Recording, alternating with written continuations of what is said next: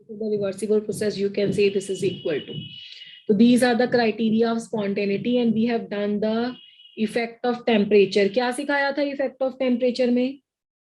कि exothermic reactions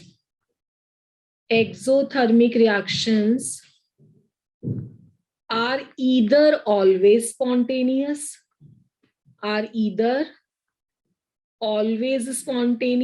और बेटा या क्या करना पड़ता है, कम टेम्परेचर या हाई टेम्परेचर, और spontaneous at low temperature. Yes or no? Yes, ma'am. याद है ना बेटा, कल हमने डिस्कस किया था. What about the endothermic? Endothermic reactions are either what? Are either not spontaneous at all, or can be made spontaneous at what? Can be made spontaneous at high temperature. यानी कि एक्सो में टेम्परेचर को कम करना पड़ेगा, endo में temperature को बढ़ाना पड़ेगा. तो एंडो या तो कभी भी स्पॉन्टेनियस नहीं होते या हाई टेम्परेचर पे. तो इसके साथ we have done with your concept of entropy, concept of Gibbs-Helmholtz energy, concept of the work function and all. Now after the second law of thermodynamics or the entropy consideration, we have done with the various formulas जिससे question solve होगा. वो फॉर्मूले आपको learn करने हैं. मैंने उसका numerical नहीं करवाया because it is a direct, उसमें कुछ भी कैलकुलेशंस ज्यादा इन्वॉल्व नहीं होती. लॉग की वैल्यू निकालनी है, T1 T2 V1 V2 P1 P2 को पुट करना है. You have to just select the formula and to do the very simple calculations. ठीक है, तो आप आराम से कर सकते हो. तो next is a third law of thermodynamics. Third law of thermodynamics. तो बेटा regarding the third law of thermodynamics, now what does the third law of thermodynamics state? ये क्या कहता है? It states that, पहले लिख लेते हैं फिर then we'll discuss it. Molar entropy, that the molar entropy of pure and the perfect crystalline substance, pure and the perfectly crystalline substance,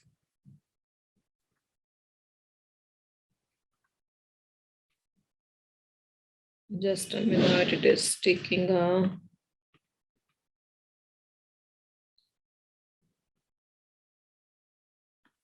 perfect crystalline substance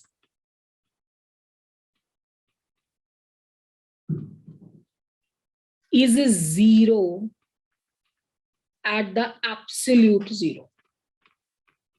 Absolute zero.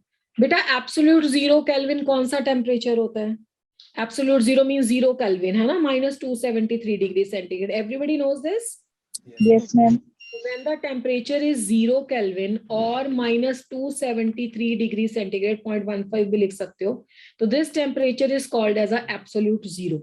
अब third देखो dynamics, अब third law of thermodynamics क्या कह रहा है?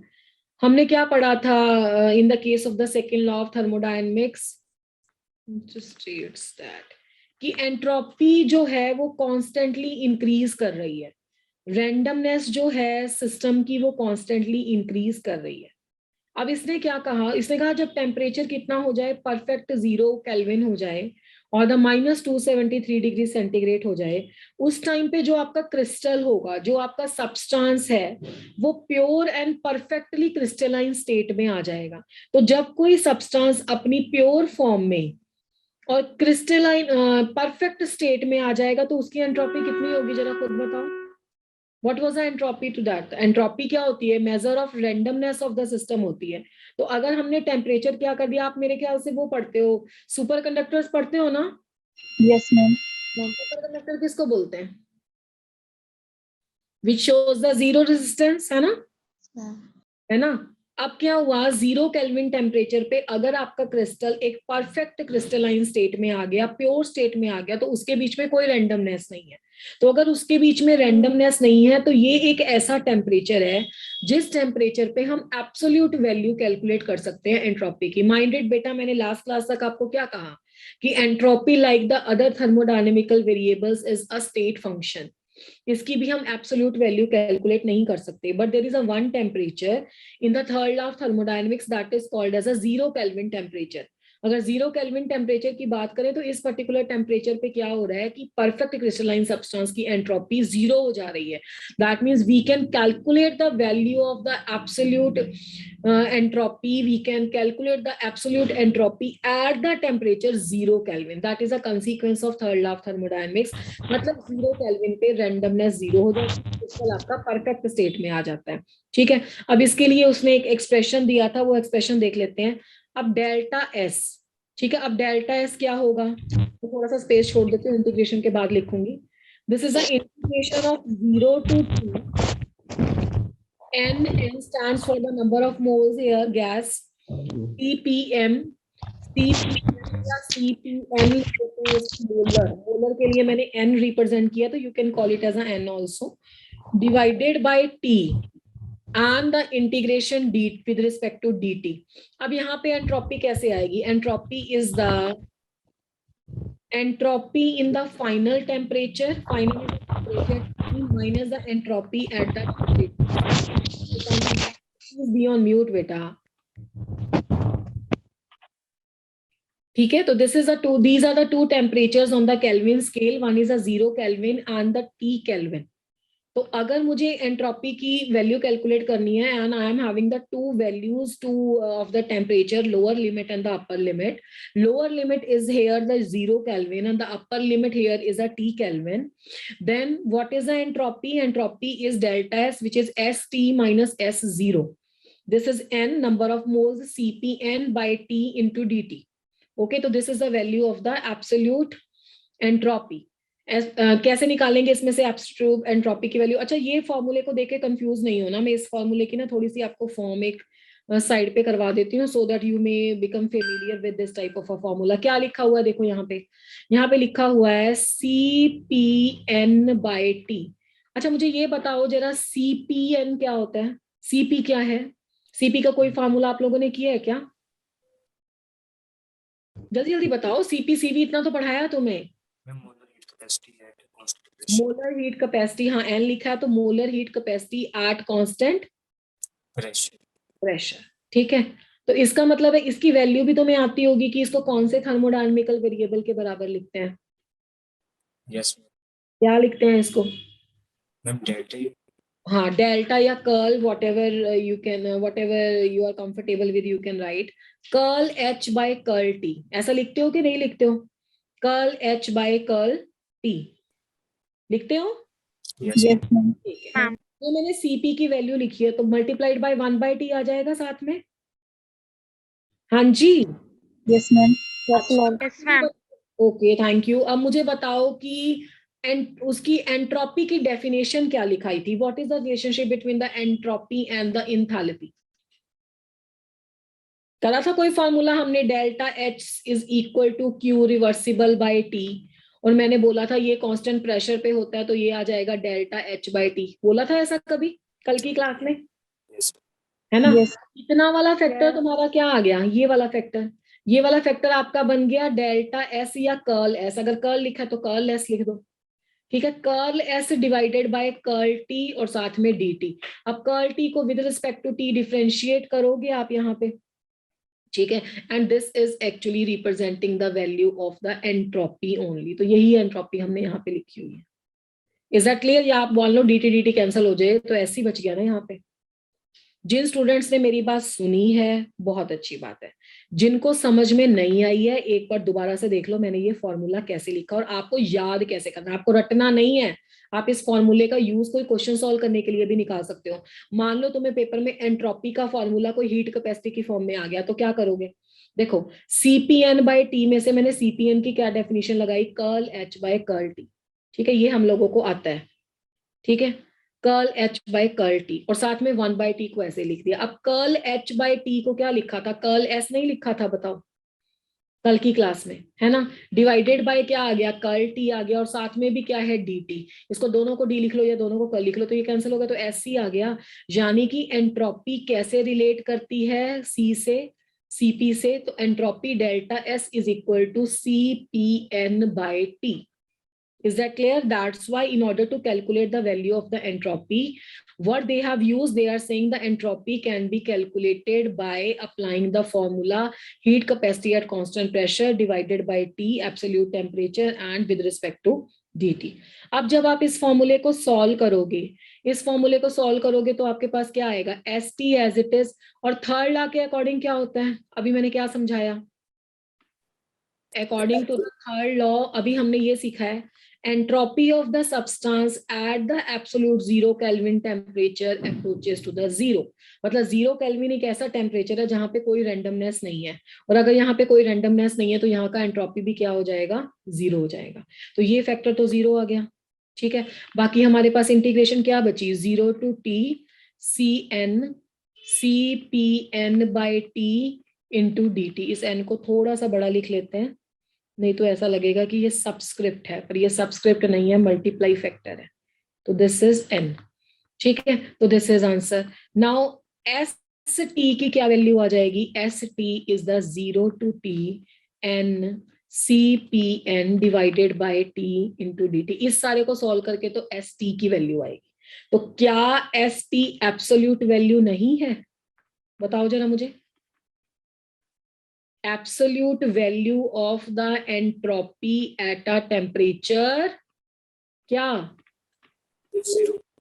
0 नहीं है बच्चा, K केल्विन है, ठीक है ना। ST वाला तो K केल्विन, T केल्विन है ना, या K केल्विन या T, जो भी temperature in the kelvin scale होगा। तो यानी कि अगर हम इस एंट्रोपी की कैलकुलेशन में इंटीग्रेशन की लिमिट में लोअर लिमिट को 0 केल्विन सेट कर दें, तो लोअर लिमिट की एंट्रोपी हमें पता होती है 0 केल्विन पे 0 होती है। तो what we can do, we can calculate the value of the absolute value of the entropy at any temperature T which is in the Kelvin units। तो this is the third law of thermodynamics. I am repeating again, see the previous page। मैंने क्या लिखा कि third law of entropy ये कहता है कि जो मोलर एंट्रोपी है, पर सब्सटेंस कंडीशंस क्या होनी चाहिए, कंडीशंस दो याद रखना। पहली बात तो आपका सब्सटेंस प्योर क्रिस्टलाइन होना चाहिए। दूसरा, 0 केल्विन पे इसकी एंट्रोपी की वैल्यू 0 होती है। इसका रीजन क्या है कि एंट्रोपी होती है मेजर ऑफ रैंडमनेस, और जब टेम्परेचर 0 केल्विन तक, आपको पता है ना, जैसे जैसे टेम्परेचर कम होता जाता है उसमें रेसिस्टेंस के साइन कम होते जाते हैं, मतलब रेसिस्टेंस खत्म होती जाती है। तो आप क्या करना चाहते हो, till date superconductivity room temperature पे अचीव करना चाहते हो, यही चाहते हो ना, फिजिक्स में सब पढ़ते हो ये चीजें, ठीक है। अब आप देखो कि थर्ड लॉ ऑफ थर्मोडायनेमिक्स के अकॉर्डिंग जब 0 केल्विन पे सब्सटेंस आ जाता है ना, तो उसमें कुछ रैंडमनेस नहीं रहती है, वो अपनी परफेक्ट क्रिस्टलाइन स्टेट में होता है, उस टाइम उसकी एंट्रोपी 0 है। तो हमने क्या किया, हमने एक लगा लिया मैथमेटिकल रिलेशनशिप। वो मैथमेटिकल रिलेशनशिप क्या है, हमने एंट्रोपी का कंप्यूटेशन कर लिया उसकी हीट कैपेसिटी से, heat capacity at a constant pressure divided by T with the integration with respect to the dt। और ये कैलकुलेशन क्या देती है, ये कैलकुलेशन हमें सिर्फ, ये हम इधर कर चुके हैं सारा। All this calculation give us the value of the delta S only. इससे इसको सॉल्व करके एंट्रोपी ही आता है। पर अगर हमने इस इंटीग्रेशन की limit 0 kelvin to T kelvin लगा ली, तो upper limit minus lower limit करोगे तो लोअर लिमिट की एंट्रोपी फैक्टर 0 है, तो हम किसी टेम्परेचर पे, T केल्विन टेम्परेचर पे एंट्रोपी की वैल्यू कैलकुलेट कर सकते हैं। मतलब आपका कौन सा लॉ हो गया, थर्ड लॉ ऑफ थर्मोडायनेमिक्स हमें ये ब्रैकेट देता है कि हम एब्सोल्यूट वैल्यू किसकी कैलकुलेट कर पाए, हम एब्सोल्यूट वैल्यू एंट्रोपी की कैलकुलेट कर पाए, अगर हम एक टेम्परेचर उसमें क्या सेट कर लें, 0 केल्विन सेट कर लें। तो I think you are now getting कि थर्ड लॉ ऑफ थर्मोडायनेमिक्स क्या है। आप पूछ लो अगर आपको नहीं समझ में आया, नहीं अदरवाइज विल मूव अहेड। समझ में आया लॉ क्या है, मैं कैसे बोल रही हूँ एब्सोल्यूट वैल्यू कैलकुलेट करी, चेंज से एब्सोल्यूट पे कैसे आई। Yes, ma'am. Yes, ma'am. जी, गुड गुड गुड। अब यहाँ पे एक छोटा सा टॉपिक आता है, that is called as a residual entropy. पिछले टॉपिक का कॉन्ट्राडिक्टरी है ये रेजिडुअल एंट्रोपी। वो कहता है कि ये बात सही है कि 0 केल्विन टेम्परेचर पे काफी सारे क्रिस्टल्स परफेक्ट स्टेट पे हो जाते हैं और उनकी एंट्रोपी जो है वो 0 हो जाती है, बट बट इफ जहां पे आ जाते हैं तो इसका मतलब है कुछ ना कुछ एक्सेप्शन या कुछ ना कुछ ऐसे केसेस होंगे जहां पे ऐसा नहीं होता। वो कह रहा कुछ सब्सटेंसेस ऐसे हैं, there are the certain substances, there are the certain substances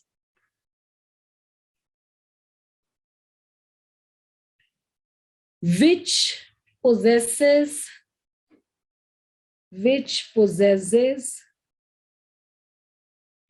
या पोजेस लिख सकते हैं, the entropy even at absolute zero.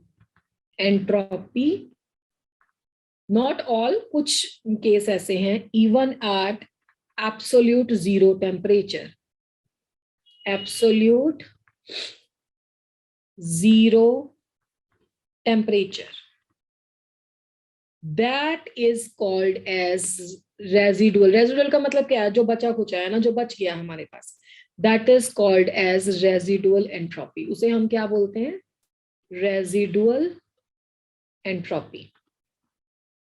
ठीक है बेटा, इसको रेजिडुअल एंट्रोपी कहते हैं। माइंडेड रेजिडुअल एंट्रोपी को कैसे कैलकुलेट करते हैं, उसके लिए एक फॉर्मूला है, इसको सिर्फ फॉर्मूले को याद रखना है। टिल डेट इसकी कैलकुलेशन कभी आई नहीं है, पर फिर भी मैं आपको सिखा दूंगी कैसे करते हैं। S इज इक्वल टू के लॉन, नेचुरल लॉग है W। अब इसमें कौन कौन सी चीज क्या रिप्रेजेंट करती है, इसको कलर चेंज करके लिख लेते हैं। K है इसमें बोल्ट्जमैन कांस्टेंट, सुना है बेटा, गैसीय स्टेट में बहुत ज्यादा जानोगे इसको, बोल्ट्जमैन कांस्टेंट। W है इसमें थर्मोडायनामिकल प्रोबेबिलिटी, ये आप लोगों ने नहीं सीखा हुआ, ये मैं अभी आपको थोड़ा सा बताती हूँ। थर्मोडायनामिकल प्रोबेबिलिटी, थर्मोडायनामिकल प्रोबेबिलिटी मतलब डिसऑर्डर आने की कितनी प्रोबेबिलिटी है, प्रोबेबिलिटी डिसऑर्डर आने की। जैसे इसको ऐसे समझो तुम, मान लो मेरे पास CO का क्रिस्टल है फॉर एग्जांपल, ये मैं इसको समझा रही हूँ। CO का क्रिस्टल मतलब कार्बन मोनोऑक्साइड है मेरे पास, है ना। अब कार्बन मोनोऑक्साइड ऑर्डर्ड अरेंजमेंट देगी जब सारे एटम्स ऐसे जुड़े होंगे, CO CO CO CO, ये क्या है, इसका कौन सा अरेंजमेंट है बच्चों, ऑर्डर्ड अरेंजमेंट है ना, ये ऑर्डर्ड मैनर है। पर क्या होता है, 0 केल्विन पे ऐसी भी पॉसिबिलिटी है कि इस क्रिस्टल में कुछ ऐसा आ जाए, CO CO OC OC CO CO OC CO CO। आपने थोड़ा इसमें डिफरेंस ऑब्जर्व किया है, ये सही है, ये सही है, आगे जाके OC OC हो गया, ये सही है, ये सही है। मैं सिर्फ, आप कौन सही है कितना सही है वो हमें गिनना नहीं है, I am just showing it to you कि कहीं कहीं पे डिसऑर्डर आ गया। वो डिसऑर्डर कैसे आया, व्हाइट से टिक कर लेते हैं। यहाँ पे देखो OC आ गया, यहाँ पे भी OC आ गया, यहाँ पे भी OC आ गया, यहाँ पे सही है, इस ग्रीन से कर लो CO। तो ये कितनी थर्मोडायनेमिकल प्रोबेबिलिटी है डिसऑर्डर की, कितने अरेंजमेंट ऐसे हैं जो ऑर्डर्ड मैनर में नहीं आ रहे।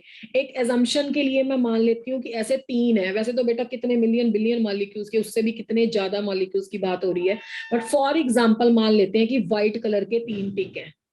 ठीक है, ये व्हाइट कलर से ही ले लो भाई, इसको कंफ्यूजन नहीं। ये व्हाइट कलर के 3 टिक्स हैं जिसमें क्या है, डिसऑर्डर है। तो आपके पास W की वैल्यू क्या हो जाएगी, 3 हो जाएगी। ठीक है, मतलब कुछ ऐसा आपको दे देगा कि थर्मोडायनेमिकल प्रोबेबिलिटी कितनी है डिसऑर्डर आने की या ऑर्डर आने की, जैसा भी वो कैलकुलेशन दे। ठीक है, तो ये आपका W आ गया, प्रोबेबिलिटी फैक्टर आ गया। अब आप इसको कैसे रिजॉल्व करते हो, इसके लिए एक फॉर्मूला होता है, के को ना स्मॉल ही लिखो, ln, और W की वैल्यू होती है 2⁻n। ठीक है, और 2⁻n है तो n can be written as k into n और log ऑफ 2। और k इंटू n की वैल्यू, n इंटू k की वैल्यू होती है r, गैस कांस्टेंट होता है ना जो r log ऑफ 2। तो this is a formula for calculating the value of your what, residual entropy. Residual entropy को आप कुछ लिख लो, जैसे S के साथ R लगा लो, है ना, तो रेजिडुअल एंट्रोपी। अब कैसे, मैंने ये N क्यों लिया, आप लोगों ने एवोगैड्रो नंबर तो सुना होगा, Yes, ma'am. होता है Avogadro number 6.023 into 10⁻23 articles particles जो भी है आपके पास, आयन है तो आयन, एटम है तो एटम, मॉलिक्यूल है तो मॉलिक्यूल। अब हमने यहाँ पे 3 की बात की, तो this is something related to n multiplied by, मतलब number of the Avogadro number of जो मॉलिक्यूल्स हैं, अगर उसमें जैसे मान लो आ गया 2n मॉलिक्यूल ऐसे हैं जो डिसऑर्डर में है, तो यहाँ पे वो जाएगा एंड मल्टीप्लाइड बाय आगे करके आओगे तो k इंटू एन तो r बन जाएगा, बाकी वो आंसर आ जाएगा। बट अभी तक जो इसका क्वेश्चन आ चुका है, जो इसके क्वेश्चन बने हुए हैं थ्योरेटिकल, वो सिर्फ इतने ही हैं। ये फार्मूला पूछा हुआ है रेजिडुअल एंट्रोपी का, या ये रिलेशनशिप पूछा हुआ है, जहां पे दोनों पे मैंने टिक लगाया। कैलकुलेशन अभी तक इसकी नहीं पूछी गई, ठीक है। तो this is a residual entropy that is from your third law of thermodynamics. तो इज दैट क्लियर यहाँ तक किसी को? Yes, ma'am. तो आज हमने सिर्फ 2 चीजें अभी तक सीखी हैं। एक तो रेजिडुअल एंट्रोपी की value, absolute value of entropy calculate हो सकती है थर्ड लॉ ऑफ थर्मोडायनेमिक्स से, जो किसी और स्टेट वेरिएबल्स के लिए पॉसिबल नहीं है। दूसरी चीज हमने क्या सीखी है? दूसरी चीज हमने सीखी है रेजिडुअल एंट्रोपी, यानी कि थर्ड लॉ खुद को ही कॉन्ट्राडिक्ट करता है भी। कुछ सब्सटेंसेस ऐसे हैं जो 0 केल्विन पे 0 एंट्रोपी नहीं देते, उनके लिए 2 फॉर्मूले सीखे जैसे निकाली जा सकती है entropy. Now the next is you might be thinking, yeah, you might have heard or read from thermodynamics के 4 होते हैं। प्लीज बी ऑन म्यूट बेटा। थर्मोडायनेमिक्स के लॉज होते हैं 4 एंड थर्मोडायनेमिक्स के लॉज स्टार्ट होते हैं 0th से। मैंने 0th लॉ आपको नहीं बताया था बिकॉज वो आप सब जानते हो, flow of heat high temperature से लो टेम्परेचर पे होता है। तो इन शॉर्ट में आपको थोड़ा सा डायग्राम बना के बता देती हूँ, ताकि एक बार आपके सामने से गुजर जाएगी ये स्लाइड तो आपको ध्यान में रहेगा। 0th लॉ क्या होता है? 0th law of thermodynamics. Thermodynamics कभी नहीं इसका कुछ पूछा गया, ना पूछा जाएगा। This is very much basic, this is just for your information. 1 2 3 मैंने पढ़ा दिया, तो वाई टू लीव द 0 जब इसमें कुछ है ही नहीं है। मान लो मेरे पास 3 सिस्टम है ऐसे, ठीक है। This is a A, this is a B and this is a C. ये जो मेरे पास 3 सिस्टम है, सिस्टम में मैं मोल ऑफ गैस भी ले सकती हूँ, ठीक है। You can take a mole of a gas in this context also, anything. 1 mole of ideal gas ही ले लो, ठीक है, डिफरेंट ले लेते हैं। अब जो मेरे पास, इसको व्हाइट कलर से टेम्परेचर दे देते हैं। यहाँ का टेम्परेचर T3 है, यहाँ का टेम्परेचर T1 है और यहाँ का टेम्परेचर T2 है। और इन सब में ना कंडक्टिंग वॉल्स हैं। कंडक्टिंग वॉल समझते हो ना, which can allow the heat to pass through them ना, आराम से हीट इधर उधर जा सकती है। एडियाबैटिक वाला कोई सीन नहीं है। अब मान लो ये सब डिफरेंट डिफरेंट टेम्परेचर में है, तो लेट अस सपोज दैट कि the temperature T1 is greater than the T2। देन किस डायरेक्शन में हीट फ्लो होगी? Everybody knows that the heat will flow from the A to B and till the point whenever the A and the B will acquire some constant temperature। तो A and B में क्या establish हो जाएगा बच्चा? Equilibrium है, उसे बोलेंगे thermodynamical equilibrium, यानी कि दिस इंप्लाइज T1 बराबर T2 हो जाएगा, ठीक है। अब मान लो ए का आपने बी के साथ किया है ना, ए और सी में भी डिफरेंट टेम्परेचर है। Late us suppose that T3 initially stage पे T3 ग्रेटर देन है T1 से, ठीक है। अब क्या होगा? हीट तब तक फ्लो होती रहेगी जब तक ये दोनों सेम टेम्परेचर पे नहीं आ जाते, यानी कि A is ultimately achieving the equilibrium, thermal equilibrium with the C. तो दैट मीन्स T1 और T3 बराबर हो जाएंगे। बाकी मैथमेटिकली आप ये भी तो बोल सकते हो ना कि अगर T1 T2 बराबर है, T1 T3 बराबर है, तो T2 और T3 भी आपस में इक्वल हो जाएंगे, यानी कि B और C भी थर्मोडायनेमिकल इक्विलिब्रियम में या थर्मल इक्विलिब्रियम में आ जाएंगे। तो ये लॉ की स्टेटमेंट कुछ ऐसी है कि if the two systems are separately in the equilibrium with the third system, then these two must be in thermal equilibrium with each other. Ultimately अगर कोई 2 सिस्टम किसी एक के साथ थर्मल इक्विलिब्रियम में है, जैसे बी ए के साथ थर्मल इक्विलिब्रियम में था, सी ए के साथ थर्मल इक्विलिब्रियम में था, तो बाद में क्या होगा? ये दोनों आपस में भी थर्मल इक्विलिब्रियम में आएंगे। In short this law gives the direction of the flow of the heat and ultimately all the system will be acquiring now the constant temperature। So is that clear? Yes, ma'am. Yes, ma'am. कि अब हमारे बच्चे 0th law, first law, second law, third law सब कर लेंगे। Yes, ma'am. Yes, ma'am. कोई calculation आपको नहीं आएगी, कुछ नहीं है। फर्स्ट लॉ में बहुत सारा काम करने वाला है, जैसा कि मैंने आपको बहुत सारा पढ़ाया है। फर्स्ट लॉ की लिमिटेशन कर ली है, सेकंड लॉ आपने कर लिया, थर्ड लॉ आपने कर लिया। अब इस चैप्टर का एक पोर्शन है थर्मोकेमिस्ट्री, ठीक है। Thermochemistry is basically the branch of the chemistry, मैं बहुत प्रिसाइजली बोल रही हूँ, that is dealing with the calculation of delta H. जो इसका न्यूमेरिकल अभी तक आया है, या जो सबसे ज्यादा प्रोबेबिलिटी बनती है ना, वो डेल्टा एच कैलकुलेशंस की है। ठीक है, तो वो आपने सब कुछ पहले सीखा हुआ है. I will just recapitulate in 5 to 10 minutes and you will get to know. कुछ नया नहीं है. ठीक है, फटाफट से ले लेते हैं इसको हम. थर्मोकेमिस्ट्री, नाम से ही क्लियर है ये तो. Thermo means heat. ठीक है, तो that means this is a branch of the chemistry which deals with the calculation of delta H, deals with the calculations of क्या बचा, एंथैल्पी. ठीक है, ये आता है और ये क्वेश्चन आता भी है और सब आपको आता है. मैं ना भी कराऊं तो आप कर लोगे, पर चलो सिलेबस में है तो मैं एक पेज पे लिख देती हूँ, कोई फर्क नहीं पड़ता, आपको आता है. We have already done this concept in the thermodynamics. तो बच्चा मैं यहाँ पे कुछ ABC या 1 2 3 करके लिख देती हूँ. चलो 1 2 3 करके लिख देते हैं. पहले तो हमारे बच्चे ये याद रखेंगे कि डेल्टा U क्या होता है, heat capacity at the constant volume. मैं बहुत सालों से ये ऑब्जर्व कर रही हूँ कि जब ये दिया होता है तो बच्चे कंफ्यूज हो जाते हैं. Enthalpy change, internal energy change लिखा है तो then you people are familiar with that. ठीक है, तो आपको ध्यान में रखना है और ये बात मैं ऑलरेडी आपको मेंशन भी कर चुकी हूँ. एंड द इंथैल्पी चेंज क्या होता है, बोलो जल्दी जल्दी से. Heat change at constant pressure. तीसरा रिलेशनशिप क्या है, delta H is equal to delta U plus P delta V. This you can apply. और delta H is equal to delta U plus delta NGRT. मैं बार बार इसमें delta N के पैर में G लगा देती हूँ so that with the help of this subscript you get to know कि हमें सॉलिड स्टेट और लिक्विड स्टेट नहीं लेना है, हमें सिर्फ किस पे कॉन्सेंट्रेट करना है, गैसियस स्टेट में. इसके कैसे कैसे न्यूमेरिकल आते हैं आपको मैंने सारे क्वेश्चन इसके करवा दिए हुए हैं. हाँ, अगर आपके पास वैक्यूम है, वैक्यूम के केस में वर्क डन नहीं होता तो ये दोनों बराबर हो जाएंगे, है ना. एक्सटर्नल प्रेशर 0 होता है वहां पे. अगर आपके केस में number of moles of gases के रिएक्टेंट और प्रोडक्ट स्टेट में बराबर है तो डेल्टा NG 0 हो जाता है, तब ये दोनों बराबर हो जाते हैं. ठीक है, या वॉल्यूम चेंज अगर 0 है, अगर इस कंटेक्स्ट में बोले, प्रेशर की कंटेक्स्ट में ना बोले, तो आपके पास 0 हो जाता है ये वाला पोर्शन और ये दो चीजें बराबर हो जाती हैं. तो ये तीनों फॉर्मूले तो आते हैं ना बच्चों.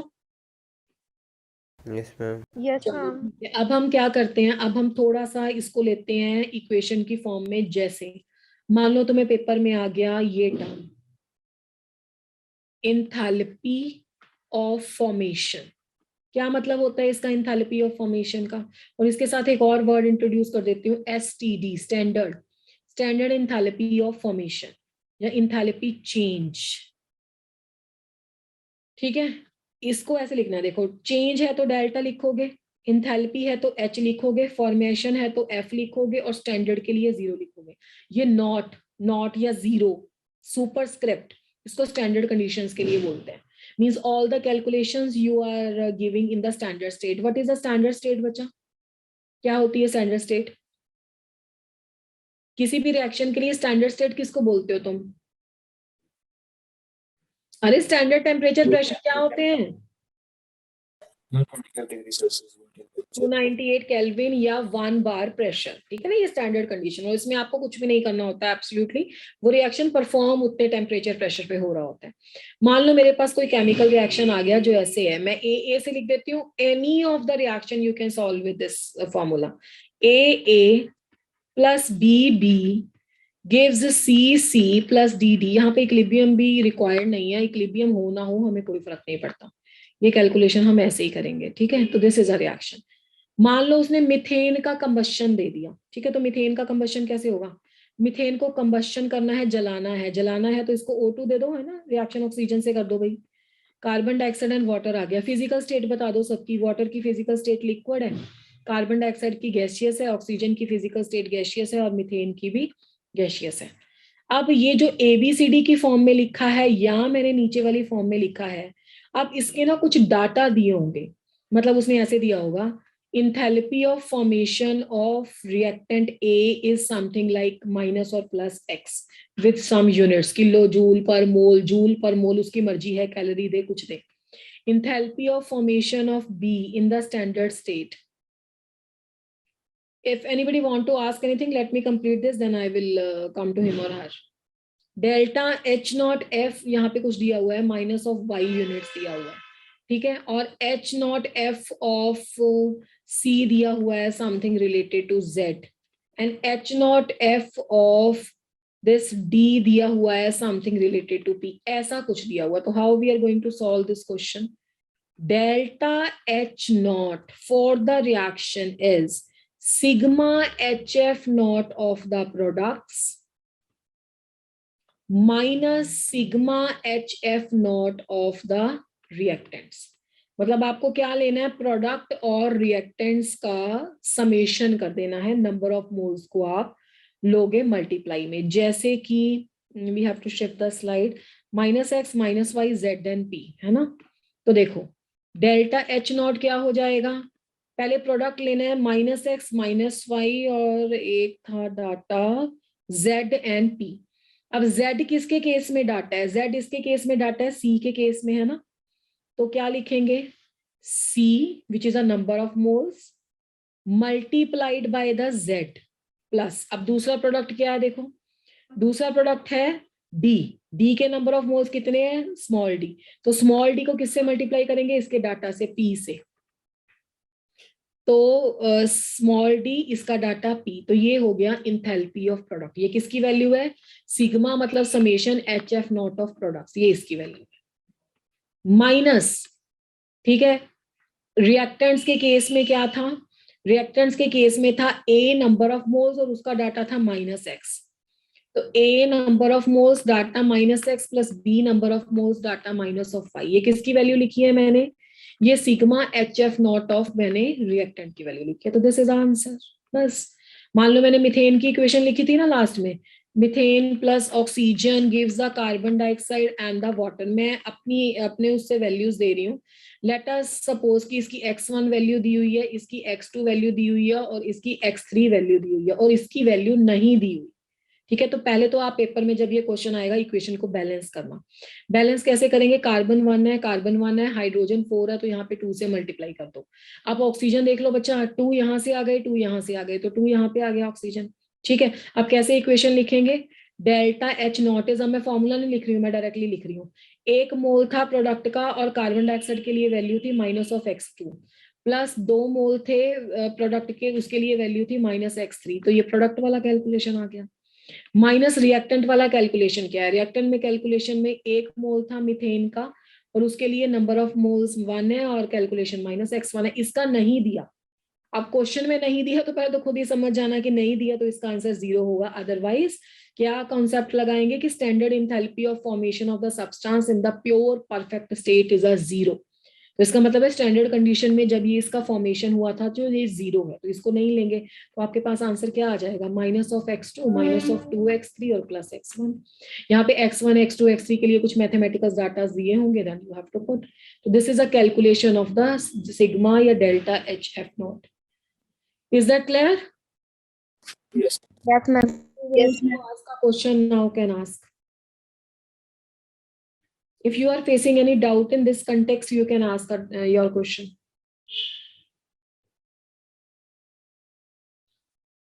No, ma'am.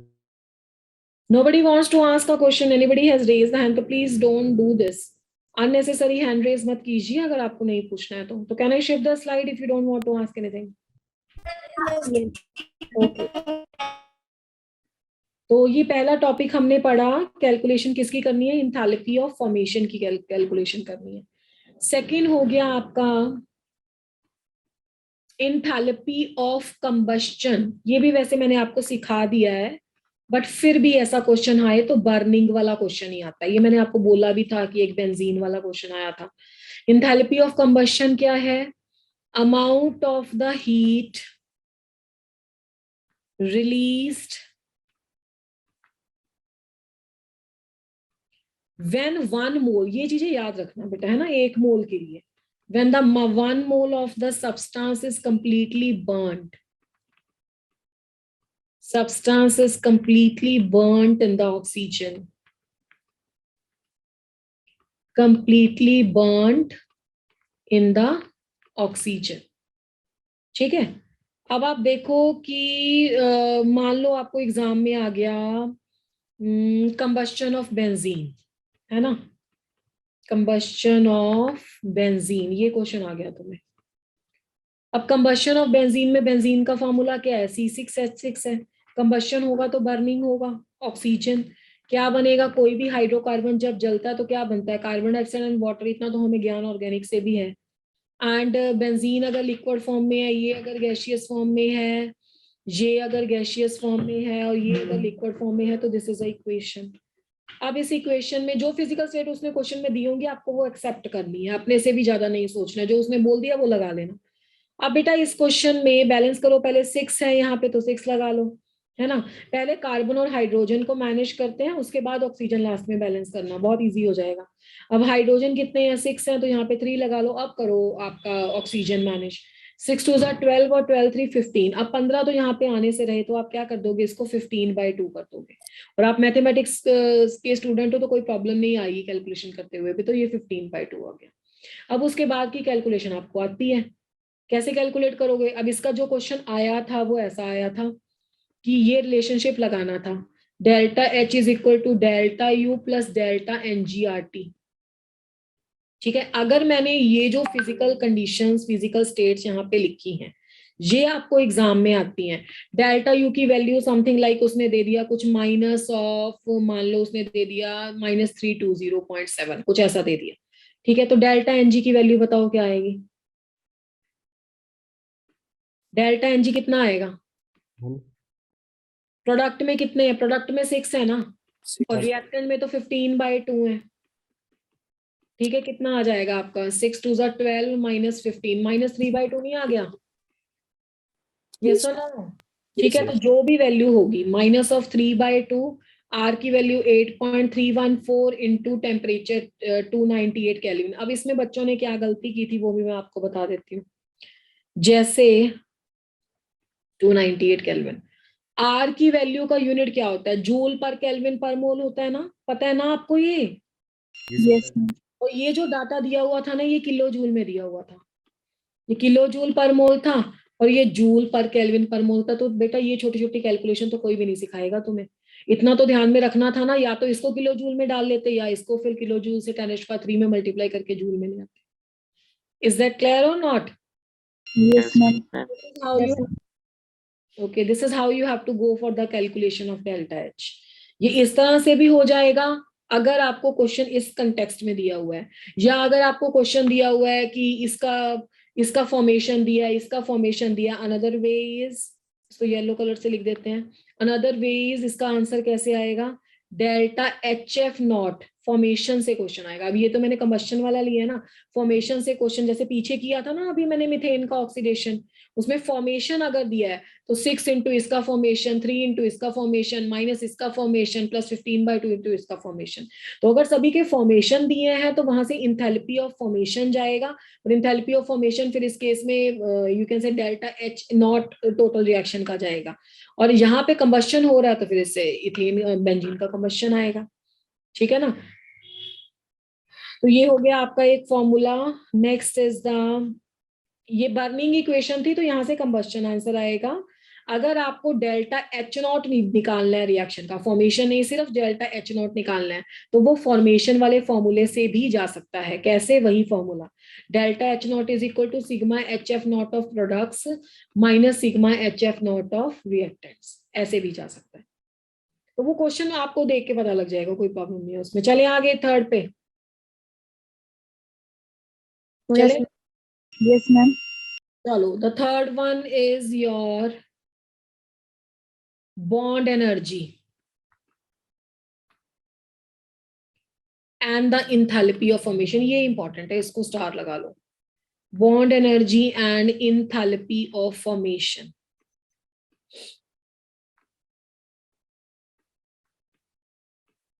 bond energy and enthalpy of formation से कैसे कैलकुलेशन जाएगा। अब देखो मेरे पास जैसे कोई रिएक्शन है, ये क्या लिखा है मैंने बोर्ड पे, इथीन,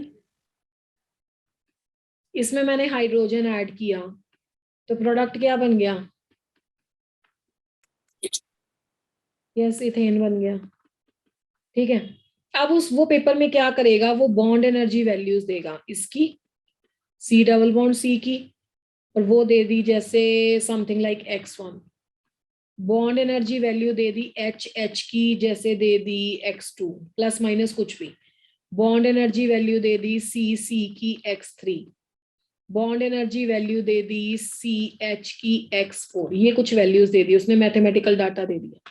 ठीक है, अब देखो जरा, ये एक इकलौता ऐसा फॉर्मूला है डेल्टा H कैलकुलेट करने का जिसमें पहले रिएक्टेंट आता है उसके बाद प्रोडक्ट आता है, और यहाँ पे फिर बच्चे गलती करते हैं। Bond energy of reactant minus bond energy of product, इससे आपकी कैलकुलेशन जाएगी डेल्टा H की। अब पहले देखो रिएक्टेंट में कौन सा बॉन्ड ब्रेक हो रहा है, कौन सा बॉन्ड रिएक्टेंट में से खत्म हो रहा है प्रोडक्ट में बन रहा है, बताना जरा। हाँ, डबल बॉन्ड खत्म हो रहा है और सिंगल बॉन्ड बन रहा है। अब कई बच्चे इस पे क्या कर देते हैं कि एक बॉन्ड को तोड़ दो भाई, थोड़ा चलता है तो सारा ये खरा खत्म हो जाएगा बॉन्ड। तो एनर्जी ऑफ रिएक्टेंट में से कौन सा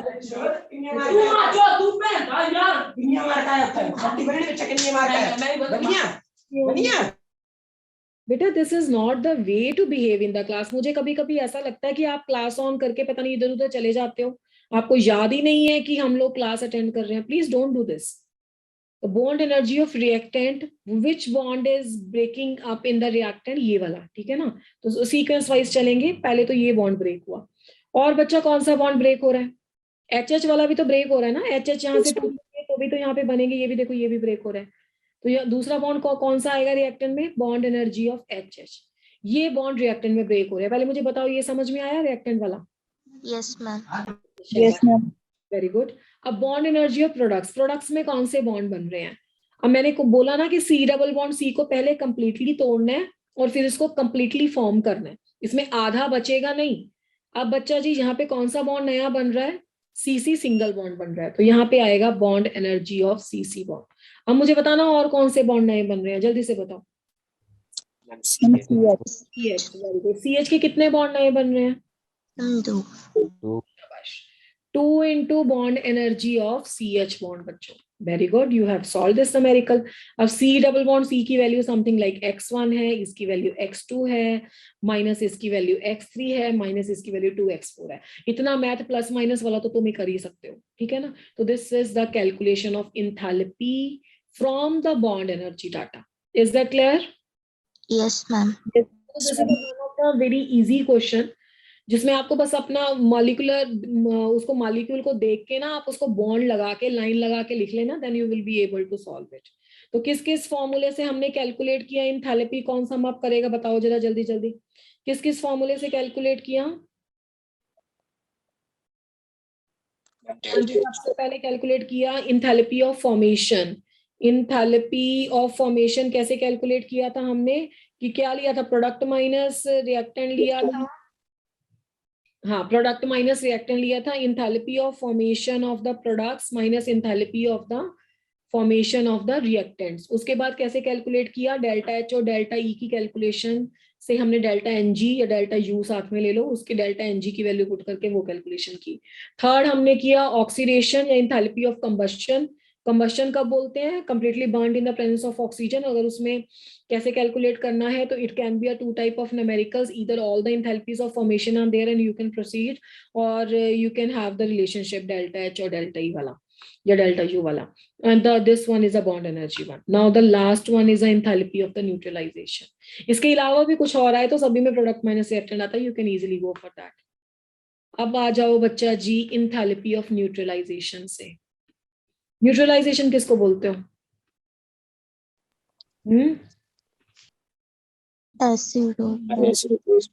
हाँ जी, बिल्कुल सही। Enthalpy of neutralization means amount of the heat released और absorbed, amount of the heat released or absorbed। यहाँ पे एक बात ध्यान रखनी है, नंबर ऑफ मोल्स या ग्राम इक्विवेलेंट का ख्याल रखोगे, और absorbed when 1 mole of acid is completely neutralized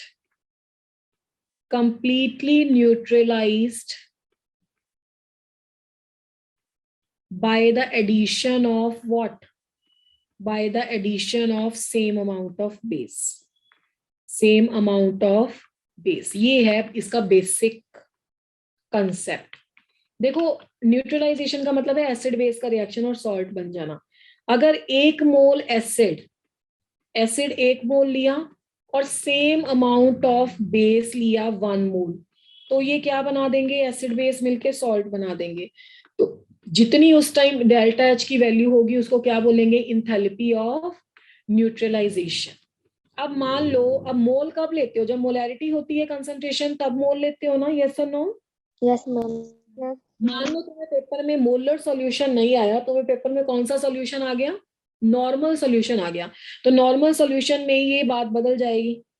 normal solution में क्या बोलोगे, नॉर्मल सॉल्यूशन में आ जाएगा आपका 1 ग्राम इक्वलेंट, ठीक है।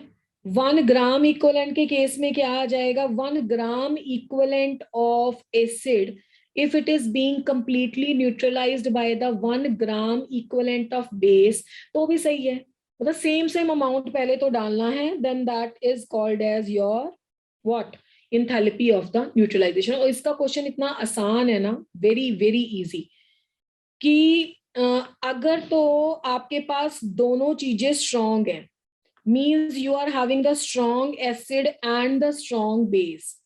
Let us give the example of HCl and the NaOH। अब HCl and NaOH कैसे हैं बच्चा, strong acid है और strong base है, तो इसकी वैल्यू फिक्स है, -13.6 या 7 कैलोरीज है, इतनी हीट जो है, या -57.1 किलो जूल पर मोल है, इतनी हीट रिलीज होगी। ये कब हीट रिलीज होगी, जब आपके पास स्ट्रॉन्ग एसिड और स्ट्रॉन्ग बेस दोनों आपस में न्यूट्रलाइज करते हैं। बट अगर एक भी चीज इसमें से वीक हो जाए, एक भी चीज इसमें से वीक हो जाए, लाइक इसमें देखो कहीं कहीं पे डाटा -56.1 भी है, तो आप उसको टिक लगा देना, ठीक है, ये दिया हो या -56.1 दिया हो। काफी बुक्स इसको 57 लिखती हैं, 56 लिखती हैं, तो दोनों का ध्यान रखना। तो अगर ये आपके पास वैल्यू है, then that is a strong acid and strong base. अब मैं कुछ आपके पास कॉम्बिनेशन लिखती हूँ, उसमें आप बताना कि वैल्यू इतनी आएगी या इससे ज्यादा या कम आएगी। Let it be with the white colour. मैंने कॉम्बिनेशन ये लिखे, acetic acid and the NaOH, या HCl and the ammonium hydroxide, और एक कॉम्बिनेशन मैंने लिखा योर CH3COOH एंड NH4OH। ये सारे कॉम्बिनेशन को ध्यान से देखो and then let me know कि क्या वैल्यू आती है। इस इतनी वैल्यू आएगी, इससे कम आएगी, ज्यादा आएगी, -56.1, यस,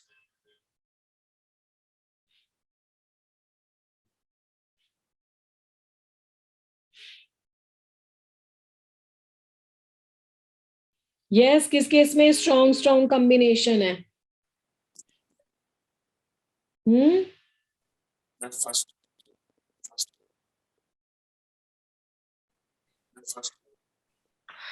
मैं ना इस पे नेक्स्ट पेज पे आपको इसका सॉल्यूशन दे देती हूँ। जैसे पहला था CH3COOH एंड साथ में ले लिया आपने NaOH। कौन बेटा इसमें स्ट्रॉन्ग है और कौन इसमें वीक है? NaOH स्ट्रॉन्ग है और CH3COOH वीक। ये है वीक एसिड, ये है स्ट्रॉन्ग बेस। दूसरा कॉम्बिनेशन क्या था बेटा? दूसरा कॉम्बिनेशन था मेरे ख्याल से HCl एंड NH4OH। कौन सा स्ट्रॉन्ग है, कौन सा वीक है? HCl स्ट्रॉन्ग है और NH4OH वीक है। ये स्ट्रॉन्ग एसिड है और ये वीक बेस है। और नेक्स्ट वाला कॉम्बिनेशन तो आप 1 मिनट में पहचान जाओगे, -CH3COOH और NH4OH। और ये दोनों क्या है, वीक एसिड है और वीक बेस।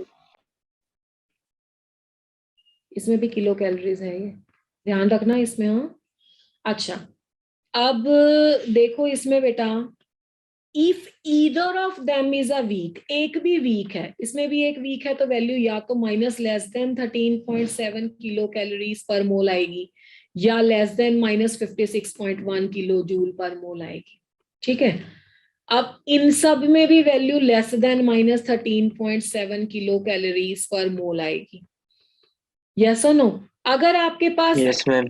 weak है या दोनों वीक है, उस केस में वैल्यू बस आपको इतना वाला ऑप्शन टिक करना है कि लेस देन दैट आएगी। एंड रेस्ट क्या हो सकता है, जब दोनों स्ट्रॉन्ग है उस केस में जो आपके पास वैल्यू है that would be equal to -13.7 या -56.1 kilojoule per mole. This is in kilocalories per mole. So this is the enthalpy of neutralization concept. And again I am telling you, mole concept की calculation करनी पड़ेगी अगर दोनों 1 मोल ना दिए हुए। ठीक है, तो पहले उनको जितनी भी हीट दी हुई उसको 1 मोल तक लेके आना पड़ेगा। That is a completely mole concept topic, वहां पे देखेंगे कैसे कन्वर्जन क्या करता है। बाकी थर्मोडायनामिक्स के सेंस में यही है। Now the last topic of this is your this one, Hess law. Hess law of constant heat summation. Constant heat summation.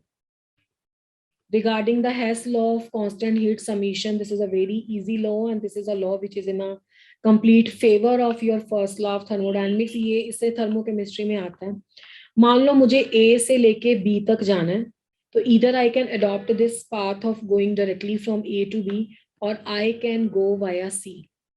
ठीक है, तो बच्चा अगर मैं A to B direct reaction करवाती हूँ तो मेरे पास एंथैल्पी चेंज है डेल्टा H, और अगर A to पहले C जाया जाए और C to फिर B जाया जाए तो इस पाथ में एंथैल्पी चेंज या हीट चेंज Q1 है और इसमें हीट चेंज क्या है, Q2 है।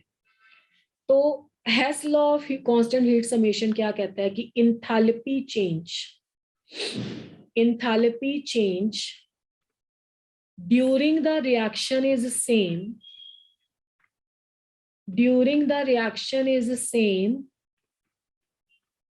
whether the reaction takes place in one step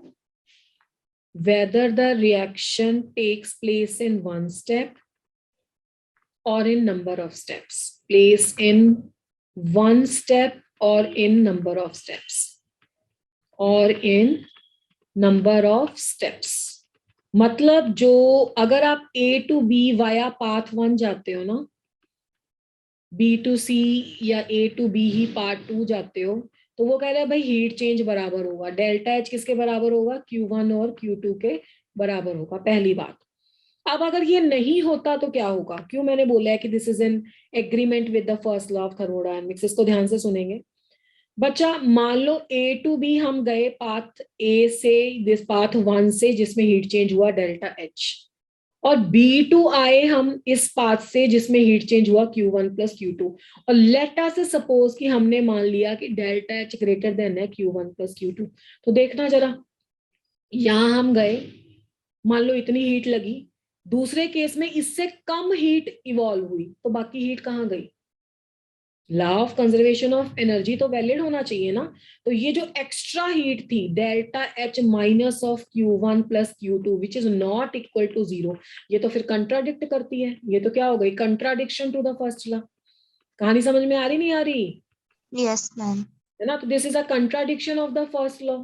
So in order to support the first law, the law of conservation of energy, this has to be valid that कि दोनों steps की heat क्या है, बराबर है। अब ये मैं यहाँ पे क्यों पढ़ा रही हूँ, थर्मोडायनेमिक्स में इसका क्या यूज है, बहुत ज्यादा यूज है। देखो, मान लो मुझे किसी का डायरेक्ट हीट ऑफ फॉर्मेशन निकालना है, जो मेरे को नई रिएक्शन नहीं होता, कार्बन ऑक्सीजन के साथ कंबाइन किया, very easy example, carbon dioxide बनाना है, और कार्बन डाइऑक्साइड बनाने के लिए मेरे पास डेल्टा H की कैलकुलेशन डायरेक्टली नहीं हो पा रही है, आई कांट कैलकुलेट दिस। तो मुझे क्या करना है, मुझे प्लस कार्बन को पहले हाफ मोल ऑफ ऑक्सीजन से कंबाइन करना है, कार्बन मोनोऑक्साइड बन गया गैसीय स्टेट में, और इस स्टेप के लिए हीट चेंज Q1 है। फिर मैंने कार्बन मोनोऑक्साइड को, मैकेनिज्म जैसे आप लेते हो, कार्बन मोनोऑक्साइड को फिर से हाफ मॉलिक्यूल ऑफ ऑक्सीजन के साथ कंबाइन किया तो कार्बन डाइऑक्साइड बन गया। इस स्टेप के लिए हीट चेंज Q2 है। अब मैंने हेस लॉ से क्या सीखा है, अब मैंने हेस लॉ से सीखा कि रिएक्शन चाहे एक स्टेप में हो चाहे मल्टी स्टेप में हो, दोनों की हीट चेंज बराबर है। तो यानी कि chemical equations can be added, subtracted and multiplied just as like your algebraic equation, sorry. तो ये दोनों बच्चा जी आपस में कैंसिल हो जाएंगे, आंसर क्या आ जाएगा, carbon plus oxygen gives the carbon dioxide. तो मेरे पास इसका डेल्टा H का आंसर क्या आ गया, Q1 प्लस Q2 आ गया। तो डायरेक्टली मैं नहीं कैलकुलेट कर सकती थी, मैं ऐसे कैलकुलेट कर सकती हूँ। इज दैट क्लियर और not? Yes, ma'am. Yes, ma'am. मैं आपको एक क्वेश्चन बता देती हूँ जिसको आप मैं आपको उसका पूरा प्रोसीजर बता दूंगी, सारी इक्वेशंस बता दूंगी, एवरीथिंग। आप उसमें डाटा फिट करके मल्टीप्लाई डिवाइड कर लेना। Is that clear? Yes, ma'am. Question भी है और इम्पोर्टेंट भी है, एनसीईआरटी में भी है। तो उसने लिखा हुआ था कि enthalpy of formation of benzene निकालो।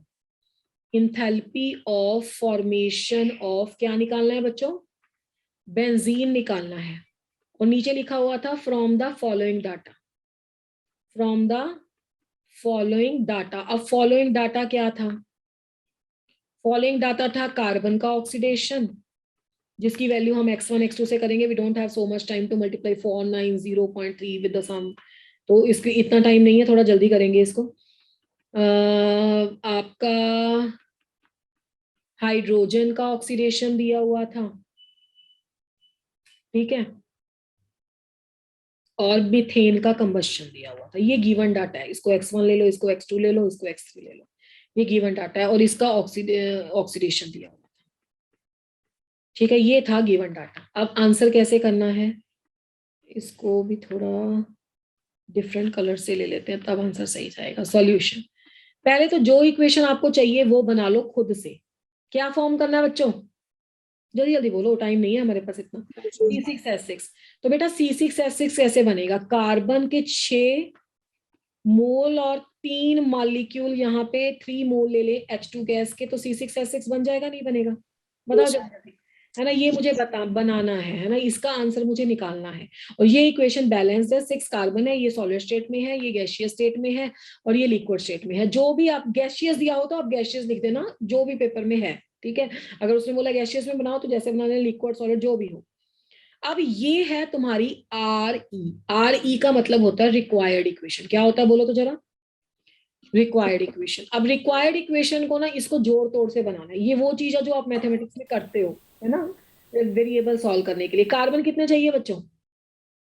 6. हाँ, तो फर्स्ट इक्वेशन को 6 से मल्टीप्लाई कर दो। कर दे फटाफट। 6C 6O2 और 6CO2, करेक्ट? ठीक है। पहले ये इक्वेशन सारी बैलेंस कर लेना। जैसे मैंने ये वाली इक्वेशन बैलेंस नहीं की हुई है तो मैं कर देती हूँ, ठीक है। पहले बैलेंस कर देना। अच्छा, अब उसके बाद देखो कि हाइड्रोजन कितने चाहिए? 3। तो इस वाली इक्वेशन को 3 से मल्टीप्लाई कर दो। तो कर दो फटाफट। 3H2 3/2 और 3 वाटर। अब बच्चा इसके डाटा को भी मल्टीप्लाई करते चलो। 6x1 आ जाएगा और कितना आ जाएगा बच्चा? x2 आ जाएगा, ठीक है। अब मुझे क्या चाहिए? मुझे ये चाहिए लेफ्ट हैंड साइड में, है ना, और ये चाहिए राइट हैंड साइड में। तो पहले तो इन दोनों इक्वेशन को ऐड कर लो। ऐड करके क्या आएगा? 6C 3H2 6 + 3/2 कितना आ गया? 15/2 O2 gives 6 CO2 और 3 H2O। और इस इक्वेशन का आंसर आ गया 6x1 + 3 H2। सही है या नहीं सही है? Yes, ma'am. ये मेरी इक्वेशन 1 थी, ये मेरी इक्वेशन 2 थी, ये मेरी इक्वेशन 3 थी, ये रिक्वायर्ड इक्वेशन थी, और ये अभी मेरी 1 ट्रांसफॉर्म होके ये बन गई, ये 2 ट्रांसफॉर्म होके बन गई, और 3 इक्वेशन वैसे ही है। तो मैं इसको इक्वेशन नंबर 4 लिख देती हूँ। आप अपनी मर्जी से इक्वेशन के नंबर लिख सकते हो। अब मुझे बताओ कि मुझे 3 और 4 को क्या करना है कि मेरे पास रिक्वायर्ड इक्वेशन आ जाए। जल्दी जल्दी, what I have to do to the 3 and the 4? Subtract.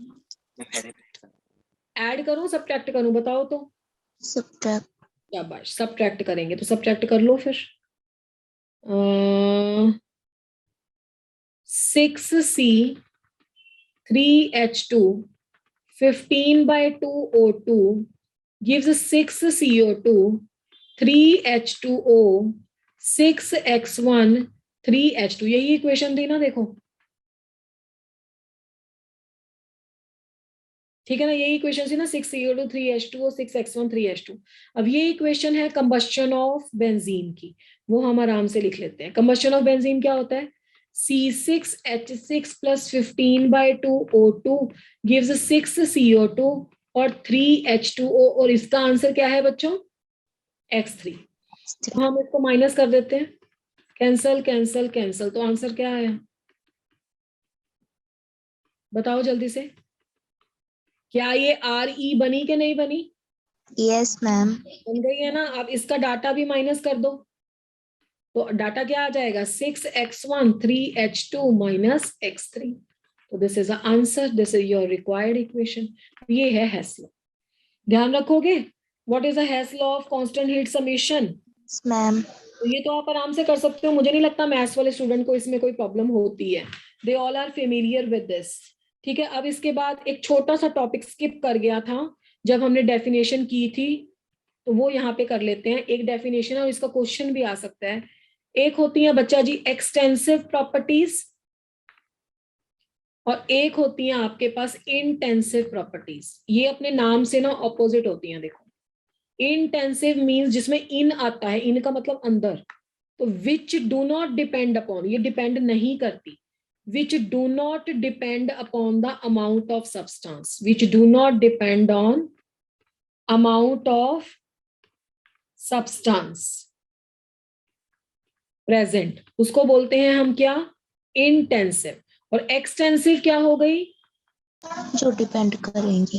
Yes yes, which depend on the amount, जो अमाउंट पे डिपेंड करती हैं, that is called as a extensive properties. यानी कि डिपेंड करती हैं तो एक्सटेंसिव, नहीं डिपेंड करती तो इंटेंसिव। अब देखते हैं इसकी एग्जांपल, जिससे क्वेश्चन आता है, डेफिनेशन तो आएगी नहीं।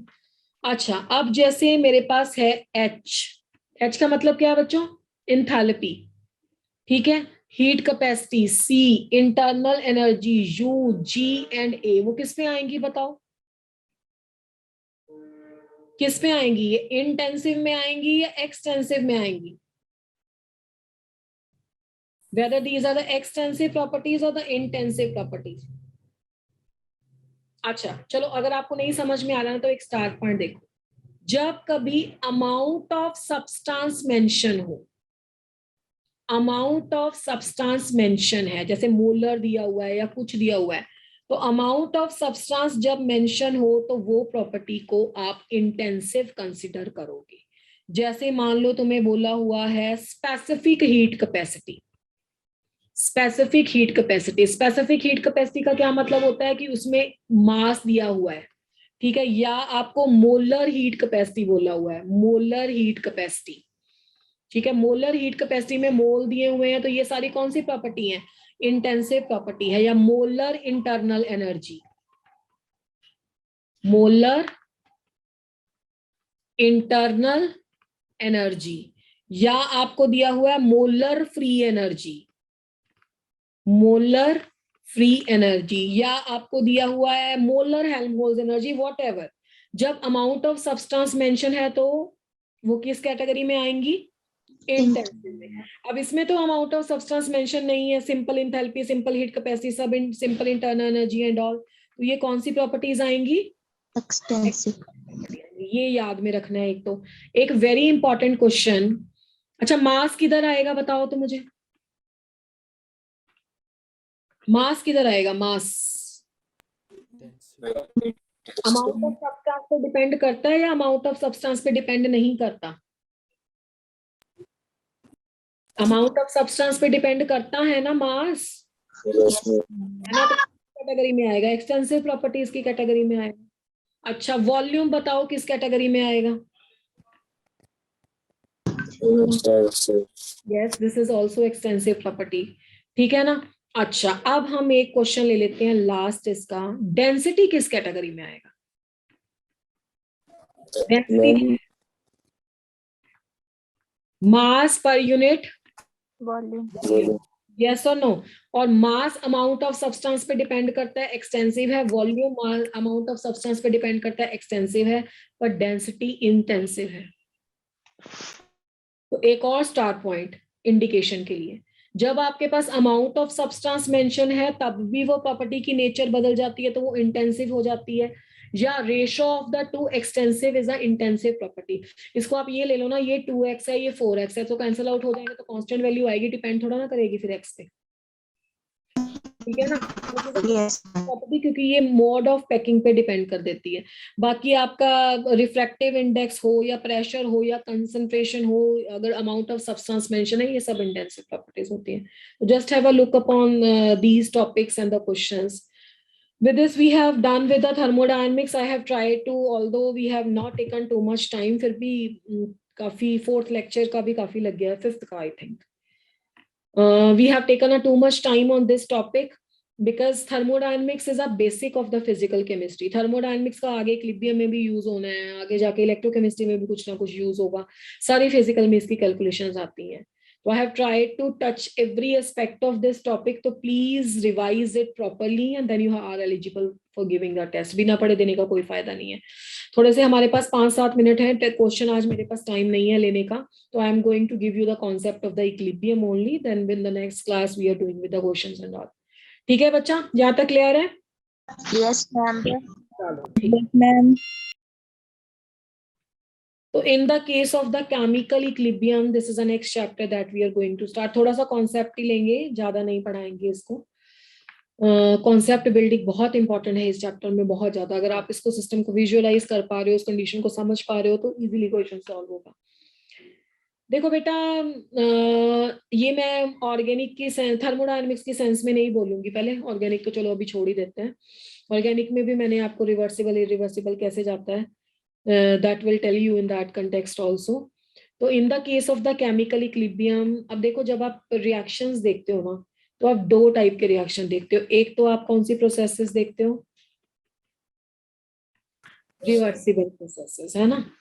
अब थर्मोडायनेमिक्स के पर्सपेक्टिव में मत बोलना कि मैम ने बोला था ड्राइविंग फोर्स और अपोजिंग फोर्स जो है वो लिटिल डिफरेंस है उनमें, जिसको हम बोलते हैं इनफाइनाइटेसिमली स्मॉल डिफरेंस है, तो वो रिवर्सिबल होगी. यहाँ पे मैं आपको केमिकल रिएक्शन दिखा रही हूँ, उसके पर्सपेक्टिव से आपको एरो लिखा हुआ मिलेगा उसमें रिवर्सिबिलिटी का. तो अगर मेरे पास कोई प्रोसेसेस हैं which takes place in both the direction, take place in both the directions, forward as well as backward. They are called as a reversible processes, are called as a reversible processes. Means जहां पे reactant और product दोनों एक दूसरे में convert हो रहे हैं, those are called as a reversible processes. Next are the irreversible processes. What are the irreversible processes? Which can proceed in the one direction only. Proceed in the one direction only, are called as irreversible processes. Irreversible processes. तो जो processes आपकी सिर्फ एक ही direction में हो सकती हैं वो irreversible processes हैं.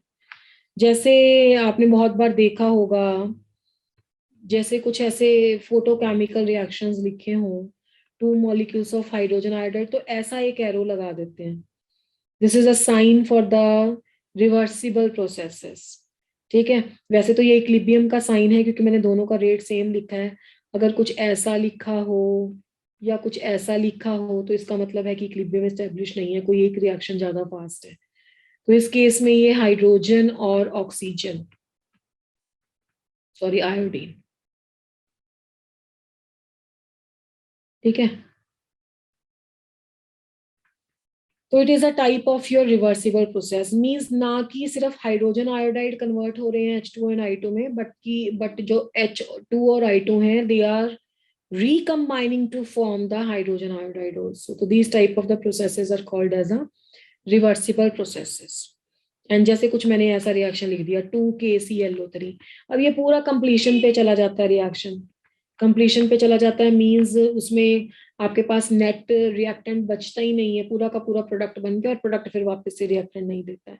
ठीक है, तो ये कुछ इरिवर्सिबल प्रोसेसेस. आप क्या देखा गया इन the case of the reversible processes, कि जब रिवर्सिबल प्रोसेसेस को जब केयरफुली एग्जामिन किया गया कि at the start of the reaction only the reactants were there. If this is a start of the reaction ना, ये जो मैं स्मॉल में लिखती हूँ ये स्टोइकियोमेट्रिक कोफिशिएंट्स बोलते हैं इसे, stoichiometric coefficients for the reactants, stoichiometric coefficients for the reactants. And बेटा ये जो C on D हैं, these are called as the stoichiometric coefficients for the products.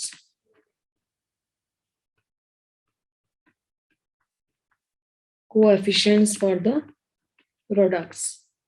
अब जब इस प्रोसेस को एग्जामिन किया गया, देखा गया, तो हमें क्या पता लगा कि अगर यहाँ पे कंसंट्रेशन है और यहाँ पे टाइम है, तो स्टार्टिंग में सिर्फ एक ही प्रोसेस हो रही थी, वो थी रिएक्टेंट की कंसंट्रेशन डिक्रीज हो रही थी। धीरे धीरे जब एक सफिशिएंट अमाउंट ऑफ प्रोडक्ट्स बन जाते हैं, प्रोडक्ट्स की कंसंट्रेशन इंक्रीज होती है, और एक टाइम पे ऐसा आता है कि जब ये ऊपर वाला कर्व जो है वो रिएक्टेंट के लिए है,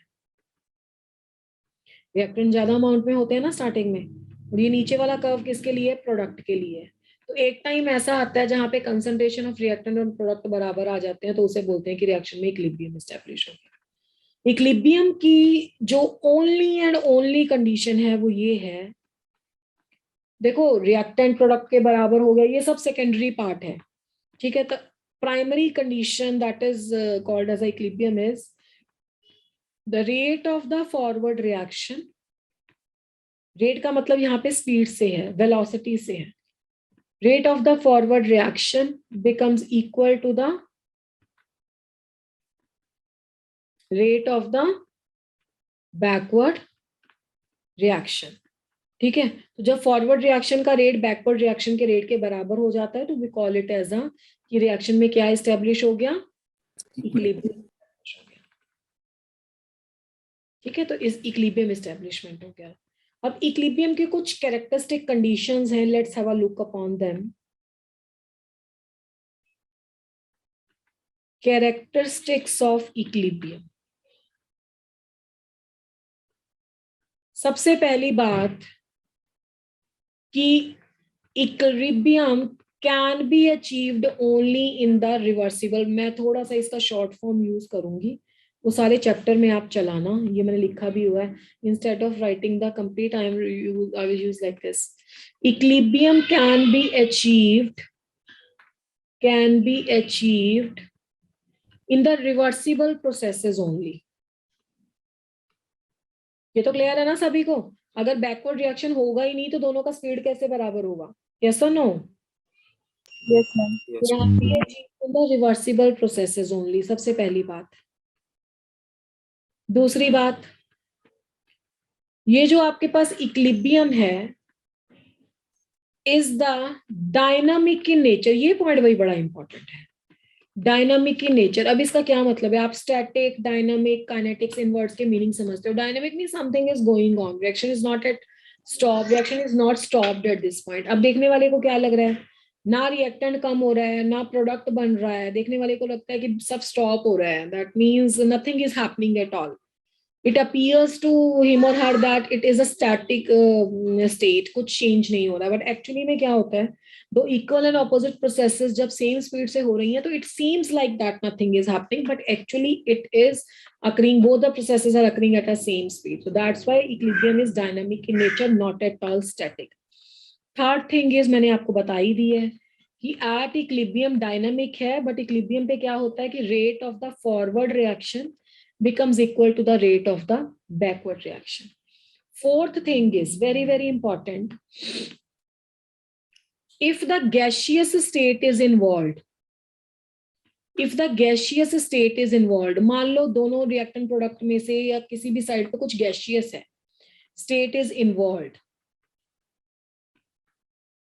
then the equilibrium can be achieved in the closed container only. Then the equilibrium can be achieved in the closed container. भैया अगर रिएक्टेंट या प्रोडक्ट में से कोई एक चीज गैसियस है या more than one gaseous state में है, तो बेटा वो तो रिएक्शन सिस्टम को छोड़ के भाग जाएगी गैस, है ना। तो फिर आप कैसे बैकवर्ड रिएक्शन या फॉरवर्ड रिएक्शन कंप्लीटली कराओगे? तो पहली बात है, अगर गैसियस सॉलिड लिक्विड में तो खैर फर्क नहीं पड़ता, अगर गैसियस स्टेट इन्वॉल्व है तो क्लोज वेसल या कंटेनर होना चाहिए। Fifth, at the equilibrium the measurable properties of the system becomes constant. इसीलिए लोगों को ऐसा लगता है कि कुछ भी नहीं हो रहा है. Measurable properties of the system. कौन कौन सी measurable properties of the system? जैसे concentration है, temperature है, pressure है, density है, ठीक है, become constant. मतलब कोई भी चेंज नहीं होता है इक्विलिब्रियम पे. जब क्या होता है, इक्विलिब्रियम होता है, ये सारी चीजें कांस्टेंट हो जाती है, इसलिए देखने वाले को लगता है कुछ भी नहीं हो रहा. And the sixth and the very very important is, यहीं पे एडजस्ट करते हैं, sixth point. The sixth point is कि एट द इक्विलिब्रियम एक ही थर्मोडायनेमिकल क्वांटिटी है जो जीरो होती है, वो है डेल्टा जी. देखो डेल्टा जी नॉट कभी जीरो नहीं होता, वो स्टैंडर्ड गिव्स एनर्जी चेंज है. तो कौन सी क्वांटिटी जीरो होती है? Delta G. So these are the 6 important conditions of the equilibrium. We will carry forward with all the 3 conditions in this chapter and then we'll elaborate it further. Is that clear, beta? Yes, ma'am. Chalo, this is all for today. We'll catch you up in the next class. I think we are having Thursday, है ना? उसमें chemical equilibrium continue करेंगे. तब तक आप अपना thermodynamics भी साथ साथ revise करो. Okay, बच्चा. Bye bye. Thank you, ma'am. Thank you. Thank you, ma'am. Thank you. Bye. Thank you, ma'am. Thank you, बच्चा. Bye bye.